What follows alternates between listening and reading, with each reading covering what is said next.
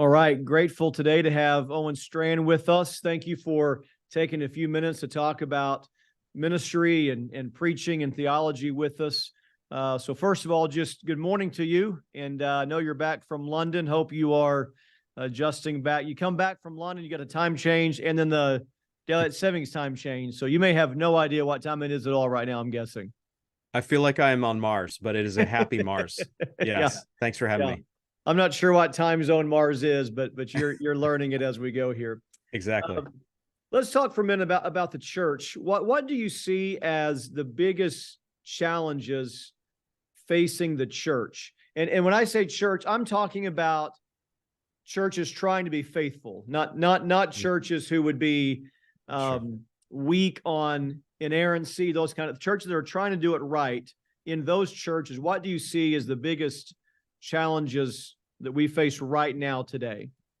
Yeah, I think we've got a whole bunch of challenges. I have written about some struggles a few years ago with the movement I call wokeness in our American context, for example, and it's beyond America now. But the idea fundamentally that America is shot through basically with white supremacy, and so-called white people are agitators of white supremacy at every given minute.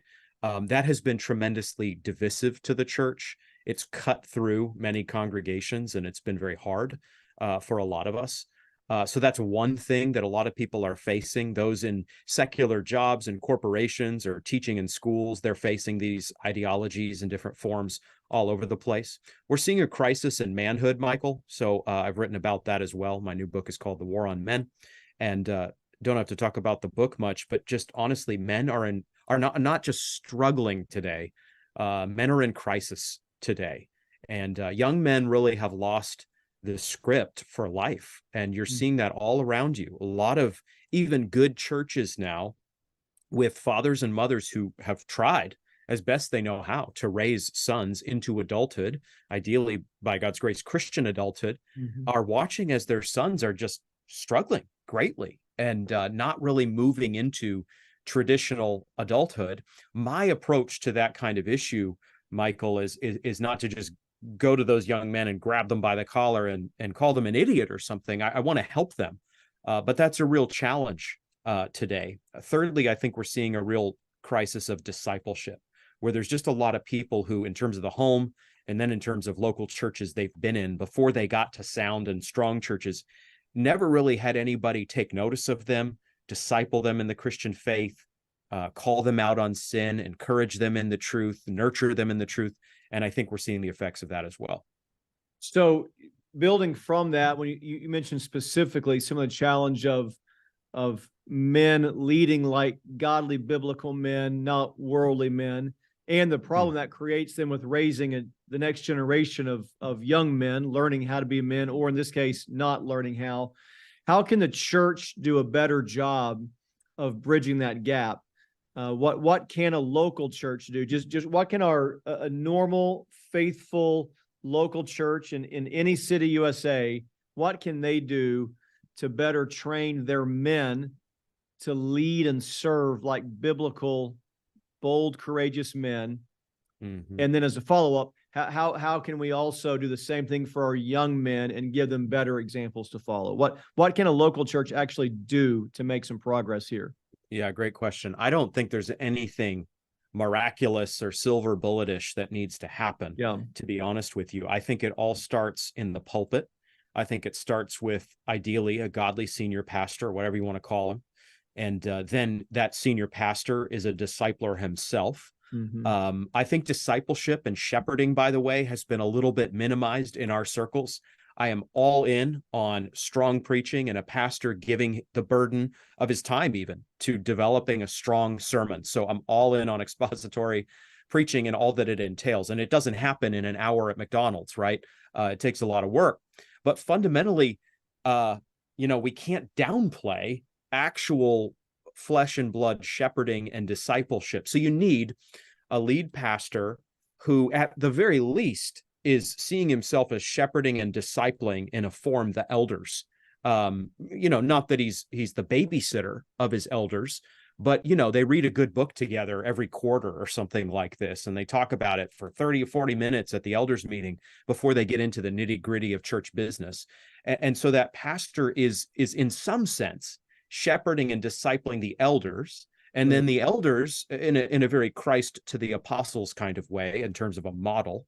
And then the elders are, man, they're busy men, of course, right? Whether staff or lay elders, but they are men who nonetheless not only feel like they have to do some shepherding and discipling, ideally they want to. Right. That may be 1, 2, 3 young men or men a week, but that counts and that matters. And so that, Michael, is how I would say that culture of discipleship gets built. Then there's all kinds of other things we can talk about in terms of teaching and men's ministry or Friday night or Saturday morning.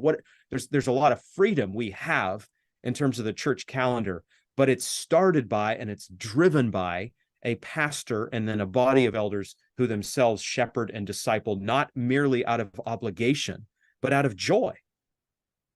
When you talk about the war on men and the book you've written on that, in the local church,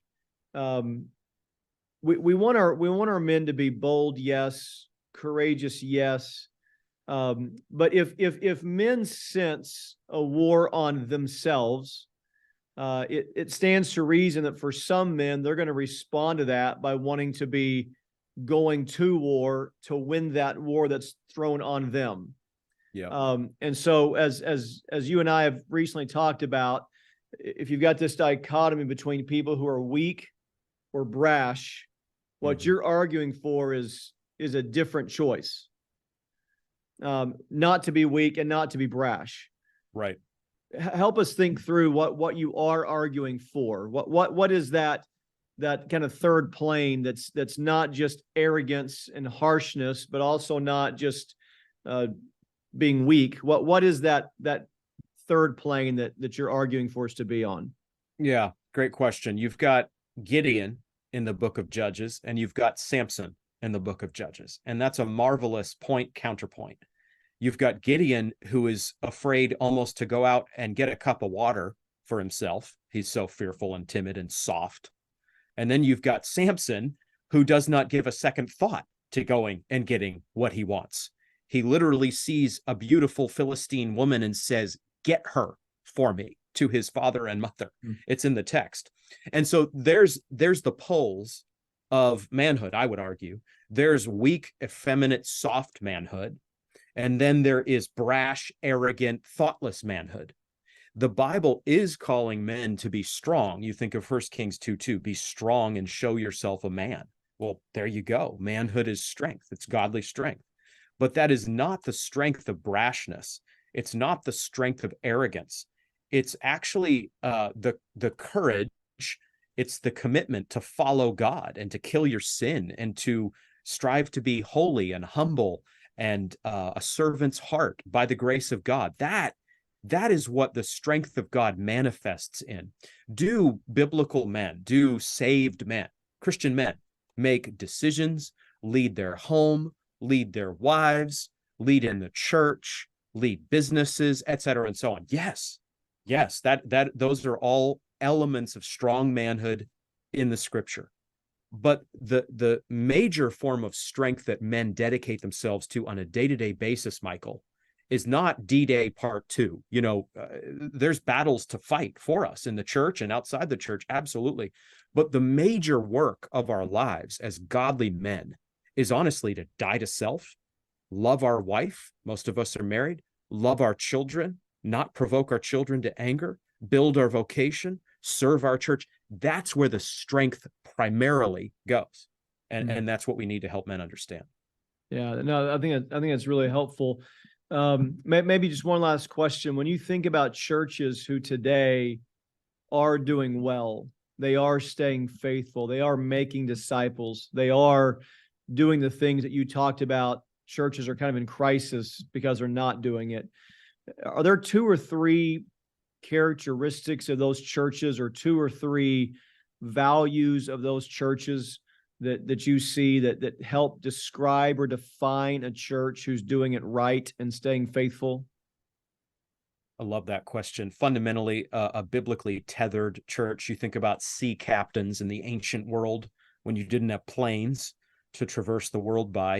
If you were going to get anywhere big, you went on a boat, and boats are not for the faint of heart. And you'd get into rough waters, and when things really got rough, the ship's captain would lash himself to the mast. And I think of that often for Christians, not just the captain. That's all of us. We have to lash ourselves to the mast as the waters get high, and the waves are not just, little bitty waves, but 10, 20, 30 feet high, washing over us. I think a lot of Christians feel like they're going to drown on a day-to-day basis. So we've got to be in the word by the grace of God. We've got to tie ourselves to the word. And that really is a tenacious, not fancy, no frills commitment to the word, that usually manifests for most of us in just getting up earlier than we'd like to and reading the Bible and praying and those sorts of things, right? Nothing fancy. All of that, though, is powered by the grace of God. So that's one thing I would say. The second thing I'll say, just in the interest of time, is I think a lot of those strong churches, they have a Bible-saturated culture, like we just talked about. And they have warm shepherds. They have men who model what we just talked about. But I would just say a word here for warm shepherding, not cold, sterile theologizing. There's plenty of that out there. What I think people are desperate to find today in late 2023, when so many churches have compromised, and when it is hard for a lot of people, and people are driving 30, 60, 90, 120 minutes to a sound church, which is happening. I hear it. I'm sure you hear it all the time. But in a lot of cases, there's nothing fancy they're looking for. They're looking for sound doctrine of the word, and they're looking for a warm shepherd, the kind of man who knows their name, who teases the boys, who gives the girls a good little hug, above board hug, and then is warm to the sheep and evinces a love for the sheep like Christ did, and has an eye for kids who are struggling, and wants to evangelize and wants to disciple. That kind of warm shepherd, Michael. I'm not betting the farm on Hail Mary revivalistic efforts or something in these evil days. I'm betting the farm, so to speak, on warm shepherds who preach the word. I'm all in on that. If we're in the spiritual stock market, all my money's on that. Yeah. It's interesting because in one way, what you just described is actually a return to simplicity. Not that it's easy, but it's simple. And maybe what's happened in churches the last 30 years is churches have made themselves so complex that we've drifted from the simplicity, because the things you're talking about there, teaching the word, loving people. And when you say a warm shepherd, what you can't do with that is fake that. That has to really be the heart of a pastor and a group of pastors who truly love their people. Amen. And what could be more simple than teach the word and love people? And yet, like you mentioned, if people find that, they're driving long distances because it's hard to find. So I think your call to simplicity there is right. Excuse me. I love what you said. That's why I'm tripping over your words. I love that. I love that synopsis, simplicity. And people will trip over themselves. Yeah. If they find a church that's anchored in the word, and then a shepherd and hopefully team of elders who are warm to the sheep and care about the sheep. You and I don't know how rare that is. I think, we're in good circles by God's grace, but out there it's cold, right? And Satan is cold, but Jesus is warm. It's good. Thank you, Owen, for spending some time with us. I appreciate your thoughts and appreciate learning from you today and being able to talk about things that matter to all of us. So appreciate you, and blessings on you and your ministry. Thank you, my brother. Appreciate your time.